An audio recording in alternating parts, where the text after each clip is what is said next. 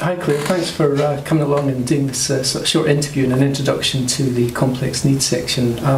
So I've just got a few questions to ask, so first one really is just to get started, just so people can be familiar with who you are. What's your specific speciality in the COL team?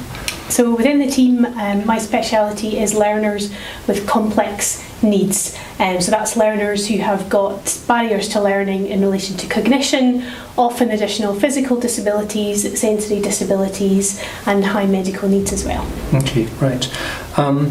So what are the elements, would you say, that need to be in place in order for technology to help these children with complex needs to attain in class at school?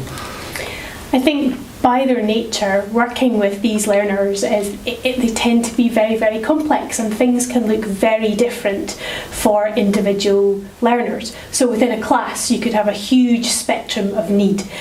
So you need to have a number of things that are in place in order to support them. And I think probably one of the most important things, because you're working in such a close multidisciplinary way, is to have your team members working really closely with you and aware of the reasons why you're using assistive technology, what it is that you're hoping to achieve with any assistive technology that you use, and also how you're going to support the learners to get there.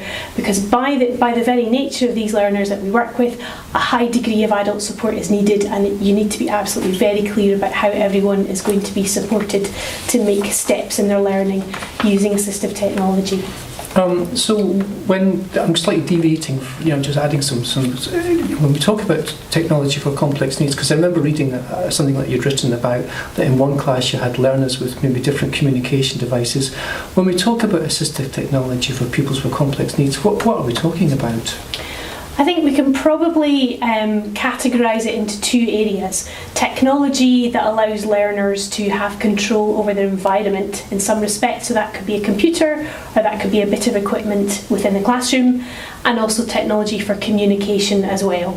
And I would say you certainly need to have both, and learners need to have the opportunities to practice, to learn and use both styles of assistive technology, because quite often the learning that can happen using assistive technology just simply can't happen without it. It really is a fundamental part of what these learners need in order to make progress. So an example might be a communication device or a Big Mac or those types of things, yeah? Yeah, so for anything from really simple communication devices like Big Mac, where you just record a little bit of speech or record a single word or phrase and it will read it back to you, going all the way up to a high-tech communication device where you've got lots of different cells and you can join words together to make sentences, to a box that allows you to control the computer and a switch interface box, or a interface box which allows you to control electrical equipment within the classroom as well. Things like a hairdryer and a fan, that sort of thing. So it's quite important, I suppose, to make the distinction between low-tech and high-tech.